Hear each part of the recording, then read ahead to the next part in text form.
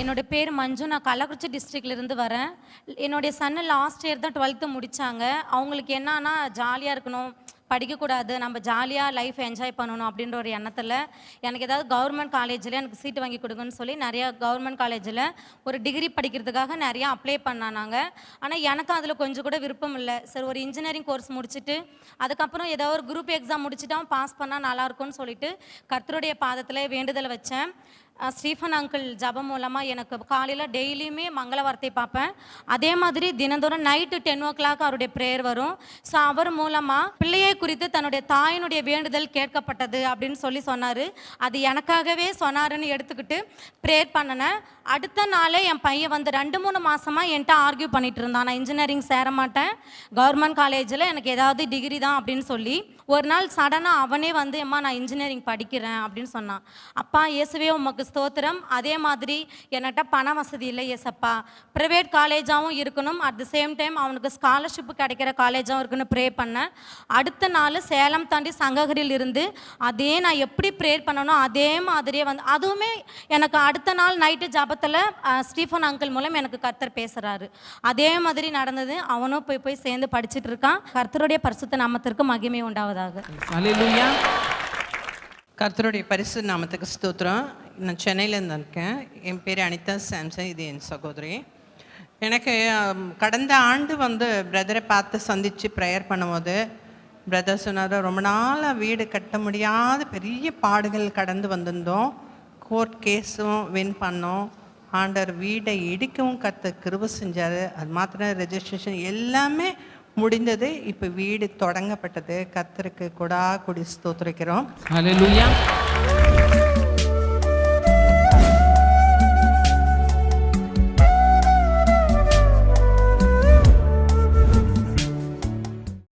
கிறிஸ்துவுக்குள் மிகவும் பிரியமான எனதருமை சகோதர சகோதரிகளே, நம்மை சிருஷ்டித்தவரும் நம்மை உண்டாக்கினவரும் நம்மை ஒருபோதும் மறந்து போகாதவருமாகிய இயேசு கிறிஸ்துவின் முனையற்ற நாமத்தினாலே உங்கள் எல்லாரையும் வாழ்த்தி ஆசீர்வதிக்கிறேன். அல்லேலூயா.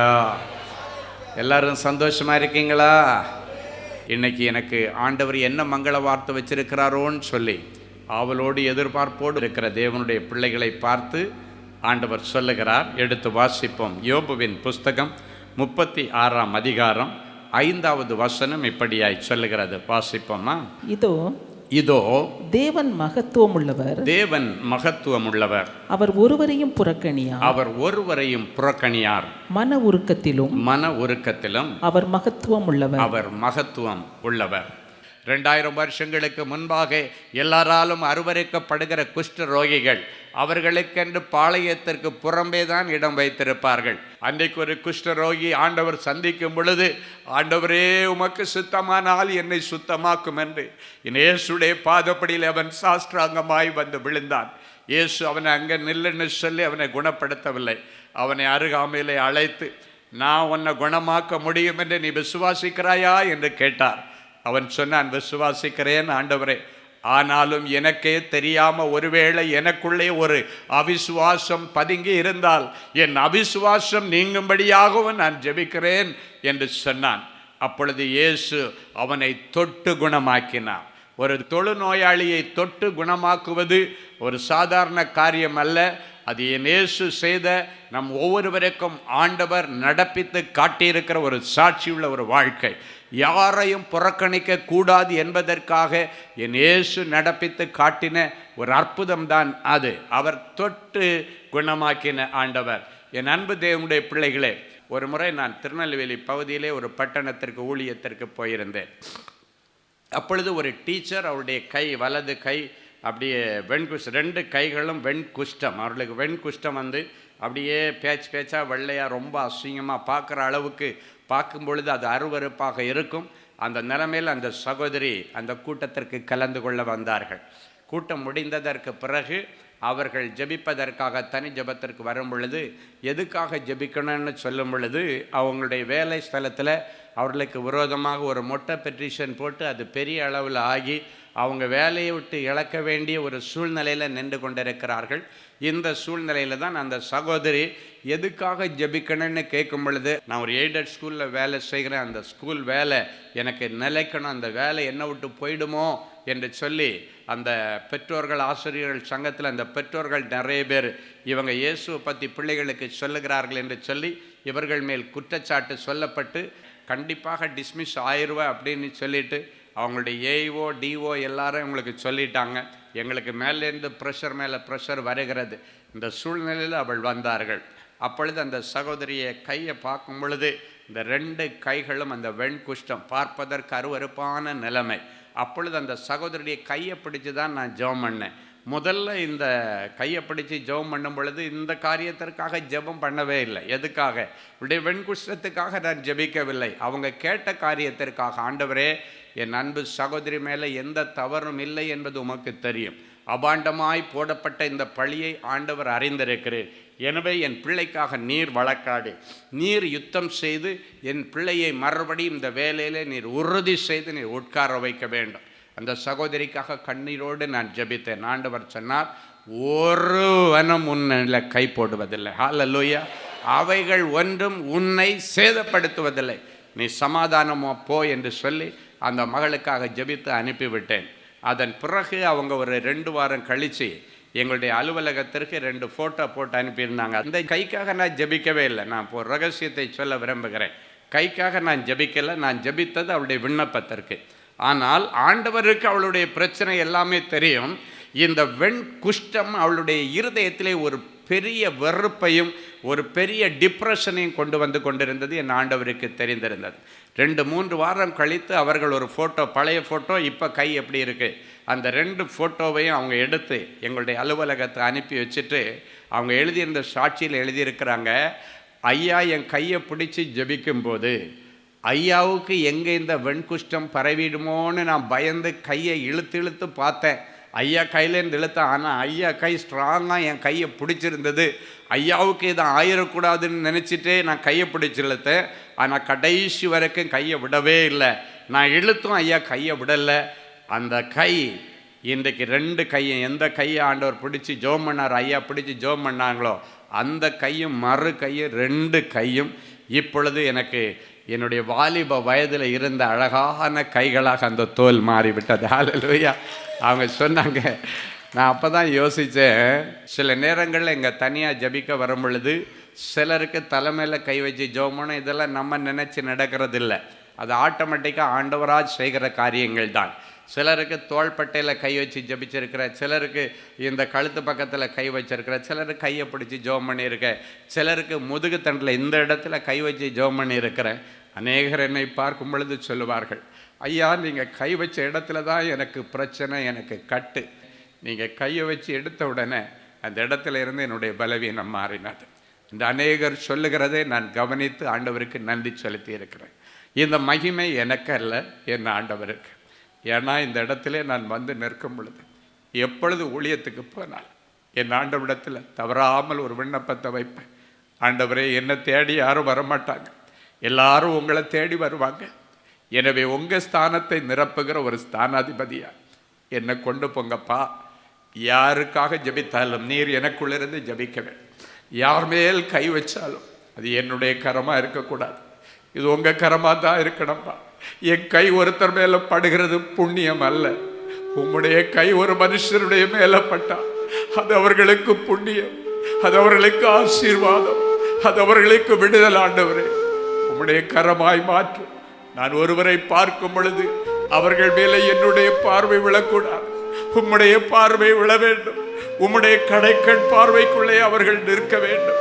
ஒருவரோடு நான் பேசும் பொழுது நீதான் பேச வேண்டும் ஆண்டவரே என்று சொல்லி ஆண்டவரிடத்தில் அர்ப்பணிப்போடு அவரை எனக்குள்ளே சுமந்து கொண்டு வருகிறது தான் இந்த அற்புத அடையாளங்களுக்கெல்லாம் காரணம். என் அன்பு தேவனுடைய பிள்ளைகளே, அந்த ஆண்டவர் இன்றைக்கு சொல்லுகிறார், நான் உன்னை புறக்கணித்து தள்ள மாட்டேன். புருஷனாலும் புறக்கணிக்கப்பட்ட நிலைமையில வந்திருக்கிறாயா? திருமண உடன்படிக்கை பண்ணும் பொழுது சுகத்திலும் சுகவீனத்திலும் கஷ்டத்திலும் நஷ்டத்திலும் மரணம் நம்மை பிரிக்கிறது வரைக்கும் உன்னை வெறுக்க மாட்டேன், என் செல்வத்தாலும் சரீரத்தாலும் உன்னை போஷிப்பேன்னு சொல்லி ஆண்டவருடைய சன்னிதானத்தில் வாக்கு கொடுத்த உன்னை புறக்கணிச்சு தூக்கி ஒரு காகிதத்தை எரிகிறது போல வெளியே எறிந்திருக்கலாம். அவர்கள் எரியும் பொழுது நீ வெளியே வந்து என் இயேசுடைய இருதயத்திலே இடித்துக் கொண்டு நீ நிற்பாய். மனுஷனுடைய மேல அல்ல, என் இயேசுவின் மேல நீ முட்டிட்டு நிற்ப. ஆண்டவரே, என்னை பிடிச்சு வெளியே தள்ளிட்டாங்க, என்னை பிடிச்சு புறக்கணிச்சு வெளியே தள்ளிட்டாங்க. ஆண்டவரே, என் வயிற்றுல குழந்தைய கொடுத்துட்டு என்ன புறக்கணிச்சுட்டாங்க. ஆண்டவரே, என்னுடைய செல்வங்களை எல்லாம் நகையெல்லாம் எடுத்துட்டு என்ன புறக்கணிச்சுட்டாங்க. ஆண்டவரே, நீ வந்திருக்கலாம். இல்லைன்னா நான் நம்பி இருந்த என்னுடைய மனைவியே எனக்கு இந்த வியாதி வந்துச்சுன்ற ஒரே காரணத்தினால என்ன புறக்கணிச்சுட்டு அவன் தனியா போயிட்டா. இந்த வியாதியினால என் மனைவியே என்ன பிடிக்கலன்னு சொல்லிட்டு போயிட்டா. எனக்கு வேலை கிடைக்கல என்ற ஒரே காரணத்தினால என் மனைவி என்னை புறக்கணித்து விட்டாள். என் அன்பு தேவனுடைய பிள்ளையே, புறக்கணிக்கப்பட்ட நிலைமையில வந்திருக்கிற தேவ பிள்ளையே, உனக்காகவே என் இயேசு பாளையத்திற்கு புறம்பே பாடுபட்டார். பெற்றோர்களால புறக்கணிக்கப்பட்ட பிள்ளைகள் வந்திருக்கலாம், பிள்ளைகளால புறக்கணிக்கப்பட்ட பெற்றோர்கள் வந்திருக்கலாம். யாராயிருந்தாலும் சரி, யார் உன்னை வேண்டான்னு சொன்னாங்களோ அவங்க தேடி வந்து நீதான் எனக்கு புருஷன், நீ எனக்கு வேணும்னு சொல்லுகிறத பார்க்க போறீங்க. அம்மா எனக்கு நீ வேண்டும், அப்பா எனக்கு நீ வேண்டும் என்று சொல்லி உன்னை புறக்கணித்து வெளியே தள்ளின உன்னுடைய பெற்றோர்களுடைய கண்டிப்பாக தேடி வருவார்கள். என்ன, உன்னை புறக்கணித்த உன் பிள்ளைகள் கண்டிப்பாக உன்னை தேடி வருவார்கள். இன்னைக்கு நீ யாருக்கு பாரமா இருக்கிறையோ இல்லையோ எனக்கு தெரியாது. யார் உன்னை பாரமா நினைச்சிட்டு ஏதோ ஒப்புக்கு சப்பு உன்னை கூட வச்சிருக்காங்களோ எனக்கு தெரியாது. ஊருக்காக வச்சிருக்காங்களோ எனக்கு தெரியாது. இல்லைன்னா யாரும் ஒன்று சொல்லிடக்கூடாதுன்னு சொல்லி பெயரளவுக்கு உன்னை தூரத்துல வச்சு உன்னை ஒவ்வொரு நாளும் அணு அணுவா பேசி பேசி சித்திரவதை பண்ணி கொண்டிருக்கலாம். அதன் நிமித்தம் உன் இருதயம் நொறுங்கி போன நிலைமையில வந்திருக்கலாம். இன்றைக்கு கர்த்தர் உன்னை காயம் கட்டி அதே ஜனங்களுக்கு முன்பாக உன் பெயரை ஆண்டவர் பெருமைப்படுத்துவார். ஆகாருடைய நிலைமையை யோசித்து பாருங்கள். தனக்கு ஒரு பிள்ளை வேணும்னு சொல்லும் பொழுது, தனக்கு ஒரு சந்ததி வேண்டும் என்று சொல்லும் பொழுது சாராள் சொல்லுகிறாள் ஆகாரிடத்திலே, என் புருஷனோடு இணைந்திருந்து ஒரு பிள்ளையை பெற்று எனக்கு கொடு என்று கேட்கிறார். காரியமாகிறது வரைக்கும் கூட வைத்துக் கொண்டாள். காரியமானதற்கு பிறகு அவளுக்குன்னு ஒரு சுதந்திரவாளி ஈசாக்கு பிறந்ததற்கு பிறகு ஆகாரும் தேவையில்லை, ஆகார் மூலமாக வந்த பிள்ளையும் தேவையில்லை. அவளை புறக்கணித்து தள்ளிவிட்டார்கள். அவள் புறக்கணிக்கப்பட்டவளாக ஒரு முறை வயிறு வாயுமாய் வெளியே போகிறாள். பிள்ளைத்தாட்சியா இருக்கும் பொழுது போகிறாள். எங்க போகிறது என்று தெரியாமல் அவள் போய்கொண்டிருக்கிறாள் வனாந்தரத்திலே. சாராள் ஒரு பெண் தானே, வாயும் வயிறுமா பிள்ளைத்தாட்சியா இருக்கிற பொருத்தி எப்படி நம்ம துரத்தி விட்டோமே, அவளை புறக்கணிச்சு வெளியே அனுப்பிட்டோமேன்னு அவ கவலைப்படல, ஆபிரகாம் கவலைப்படல. ஆனால் இயேசு அவளை பார்த்து கவலைப்பட்டார். அவளை வனாந்தரத்திலே சந்திக்க வேறு யாரும் வரவில்லை. புறக்கணிக்கப்பட்ட பிள்ளைகளுக்கு பாதுகாப்பு கொடுக்கிற, வாழ்வு கொடுக்கிற என் இயேசு அவளை சந்திக்கிறார். ஆகாரே, உனக்கு என்னம்மா ஆச்சு என்று கேட்கிறாள். வாட் ஹேப்பன்ட் அப்படின்னு கேட்கிறாள். உனக்கு என்ன ஆச்சு மகளே என்று கேட்கிறாள். அவள் தன் பிரச்சனையை சொல்லும் பொழுது சொல்லுகிறாள், இப்ப சிச்சுவேஷன் சரியில்லை, வாயு வயிறுமா இருக்கும் போது நீ எங்கேயும் போகாத, கொஞ்சம் அட்ஜஸ்ட் பண்ணி கொஞ்ச நாள் கூட ஒரு நாச்சியாரிடத்துல சாராளிடத்துல கொஞ்ச நாள் அட்ஜஸ்ட் பண்ணி உட்காருன்னு சொன்னார். அட்ஜஸ்ட் பண்ணி உட்கார்ந்தா. பிள்ளை பிறந்தது. அதன் பிறகு சாராளுக்கும் பிள்ளை பிறந்த அந்த பிள்ளை பால்குடி மறக்கிற நாளிலே ஒரு பெரிய பிரச்சனை வீட்டிலே வந்தது. அதன் நிமித்தம் நிரந்தரமாக அவளை புறக்கணித்து தள்ள தீர்மானித்தார்கள் கணவரும் மனைவியும்.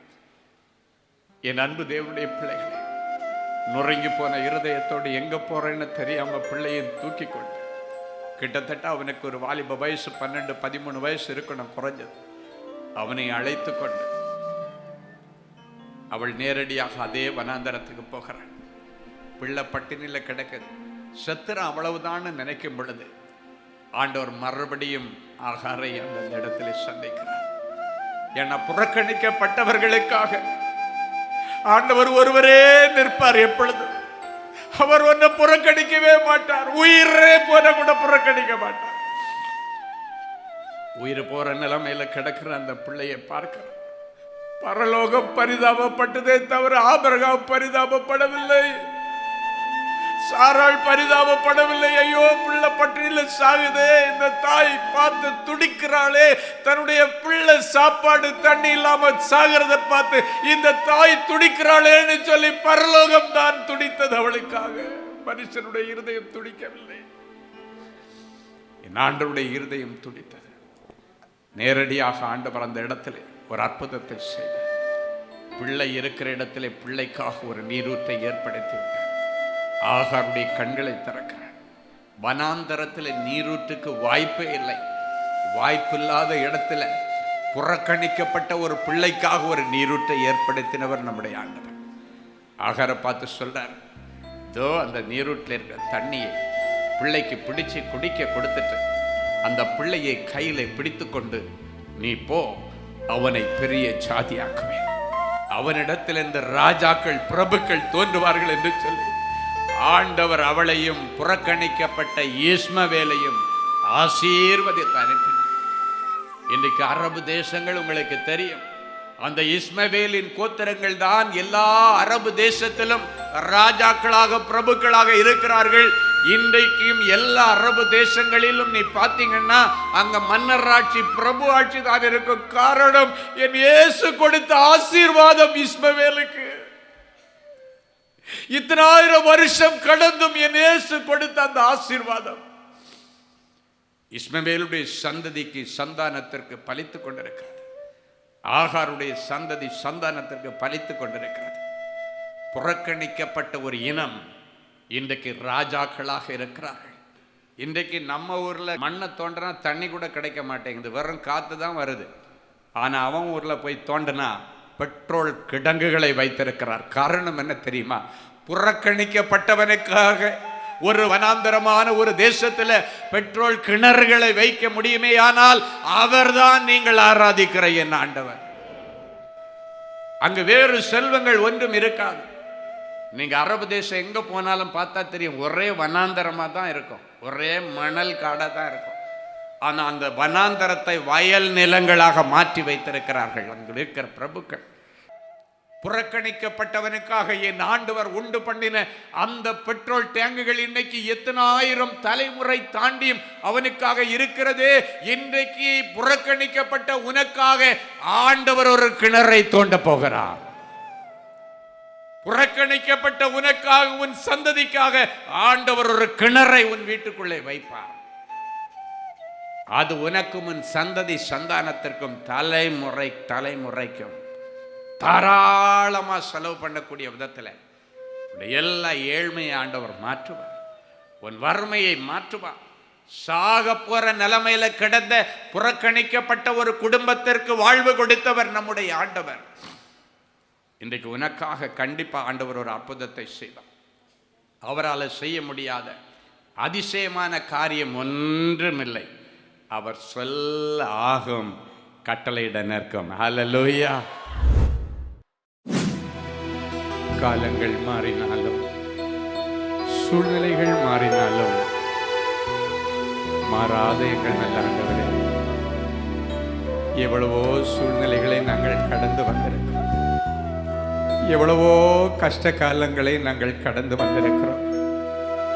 ஆனால் உம்முடைய அன்பு நாங்கள் அதில் அழிந்து விடாதபடி, சிதைந்து போகாதபடி எங்களை அழகாக நடத்தி கொண்டு வந்ததே மக்கள் நன்றி செலுத்துகிறப்பா. பஞ்சத்தின் காலங்கள் வந்தது, தேவைகளின் நெருக்கடிகளின் காலங்கள் வந்தது. உம்மை நோக்கி நாங்கள் கூப்பிட்டோம் அப்பா.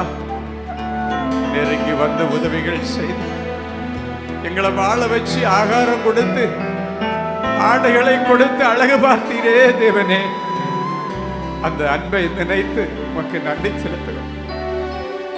ஆபத்துக்கள் எங்களை நெருங்கி வரும் பொழுது, இக்கட்டான சூழ்நிலைகளும் கொள்ளை நோய்களும் எங்களை நெருக்கி ஏவும் பொழுது, ஆண்டவரே நாங்கள் உம்மை நோக்கி கூப்பிட்டோமே, இறங்கி வந்து எங்களுக்கு அற்புதத்தை செய்து இவை பொழுதிலே எங்களை வாழ வைத்தீரே தெய்வமே.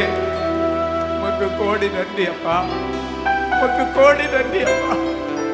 வியாதியின் நேரத்தில் மட்டுமல்ல, எல்லாம் முடிந்தது என்கிற நேரத்தில், அடுத்த வேளை என்ன செய்ய போறேன்னு நினைக்கிற நேரத்தில், இயேசுவே என்று நாங்கள் கூப்பிட்டோம். பறந்து காக்கிற பட்சியை போல இறங்கி வந்து என்ன மகனே வேண்டும் என்று கேட்டு எங்களுடைய குறிப்பறிந்து தேவையறிந்து எங்களுக்கு உதவி செய்து இந்நாளில் இருக்கிறது போல எங்களை உயிரோடு வைத்திருக்கிறீரே தெய்வமே, உமக்கு நன்றி அப்பா. இன்றைக்கும் சொன்னேன், யார் உன்னை வெறுத்து ஒதுக்கினாலும், யார் உன்னை புறக்கணித்தாலும், நான் உன்னை புறக்கணிக்காத ஒரு சர்வ வல்லமையுள்ள மகத்துவம் நிறைந்த தேவன் என்று சொன்னேன். இதை விட எங்களுக்கு உத்தரவாதம் உள்ள வார்த்தை வேறு ஒன்றும் அவசியம் இல்லை அப்பா. நீ சர்வ வல்லமையுள்ள ஆண்டவர், எவரையும் மேன்மைப்படுத்தவும் உயர்த்தவும் உம்மாலே ஆகும். ஐஸ்வர்யத்தையும் செல்வங்களையும் சம்பத்தையும் சம்பாதிக்கிறதற்கான வேலனை கொடுக்கிற ஆண்டவர் நீர். இன்றைக்கு என் பிள்ளைகளை பார்த்து சொன்னேன், நொறுங்குண்ட இருதயத்தோடு வந்திருக்கிற மகனே, நொறுங்கி போன இருதயத்தோடு வந்திருக்கிற மகளே, இருதயத்தை நொறுக்கின மனுஷர்களுக்கு முன்பாக உன் காயங்களை கட்டி உன் பெயரை பெருமைப்படுத்துவேன். எங்கள் மேல் உடைய அபிஷேகத்தை ஊற்றி எங்களையும் எங்கள் சந்ததியையும் சிங்காசனத்திலே வைப்பேன் என்று சொன்ன நல்ல தெய்வமே, இப்பொழுது பனி போல இறங்குகிற பரிசுத்த ஆவியானவர் என் பிள்ளைகள் மேலே வந்து இறங்குவீராக. ஆவியானவர் உங்களிடத்திலே வரும் பொழுது நீங்கள் பலன் அடைவீர்கள் என்று சொன்னீர்கள். ஆவியிலே ஒரு பலன், ஆத்மாவிலே ஒரு பலன், சிந்தனையில ஒரு பலன், சரீரத்தில் ஒரு பலன் என் பிள்ளைகள் மேல இறங்குவதாக. இனி என் பிள்ளைகள் பலவீனர்கள் அல்ல, பலவான்கள். இனி பலப்படுத்துகிற கிறிஸ்துவினால் எல்லாவற்றையும் செய்யக்கூடிய பலனையும் சத்துவத்தையும் என் பிள்ளைகளுக்கு நீ தருவீராக. புறக்கணிக்கப்பட்ட நிலைமையில கிடக்கிற என் பிள்ளைகளை தூக்கி கொண்டு வந்து ராஜாக்களோடும் பிரபுக்களோடும் உட்கார வைத்து அரசு அதிபதிகளோட உட்கார வச்சு அழகு பார்ப்பீரா. புறக்கணிக்கப்பட்ட இஸ்மவேலையும் ஆகாரையும் அயல் தேசத்துல கொண்டு போய் செட்டில் பண்ணின ஆண்டவர், ஒருவேளை இங்கு நிற்கிற பிள்ளைகள் ஏதோ ஒரு தேசத்திற்கு சுதந்திரம் கேட்டு நின்று கொண்டிருக்கிறார்கள். ஆண்டவர் விசாவுக்கு வழியை செய்து என் பிள்ளைகளுக்கு குடியுரிமை கொடுத்து அவர்கள் குடியிருக்கிற தேசத்திலே எல்லாவற்றிலும் வாழ்ந்து சுகமாயிருப்பார்களா. எல்லா விசா தடைகள் மாறட்டும். அக்காம அடிக்காம திருட்டு திருமான்னு வேலை செய்கிற பிள்ளைகளுக்கு அக்காம அடிச்சு கொடுக்கிறதுக்கு கர்த்தர் வழி தருவீராக. ஒர்க் கார்டு, ஜாப் கார்டு இல்லாம இருக்கிற பிள்ளைகளுக்கு ஆண்டவர் இன்றைக்கு அந்த கார்டை நீங்க கொடுத்து என் பிள்ளைகளை நீர் சந்தோஷமாக தைரியமாக அந்த பட்டணங்களிலே வாழ ஆண்டவர் அனுக்கிரகம் பண்ணுவீராக. வேதனையோடு கடன்களோடு வந்திருக்கிற பிள்ளைகளுக்கு கடன்களை அடைக்கும்படி பரலோக மதகுகளை திறப்பதாக நமக்கு கோடி நன்றி பலிகளை செலுத்துவோம் இயேசுவின் மூலம் பிதாவே. ஆமென், ஆமென்.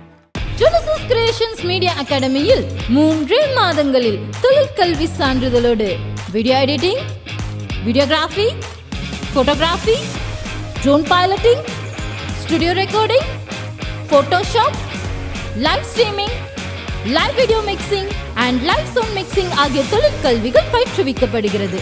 புது தொழில் நுணுக்கங்களுடன் குறைவான கட்டணத்தில் நிறைவான தொழிற்கல்வி பெற்றுக்கொள்ள உங்கள் எதிர்கால கனவை நினைவாக்க எங்களது ஜெனசிஸ் கிரியேஷன்ஸை இன்றே தொடர்பு கொள்ளுங்கள். மேலும் விவரங்களுக்கு 7824850999 என்ற எண்ணை தொடர்பு கொள்ளுங்கள்.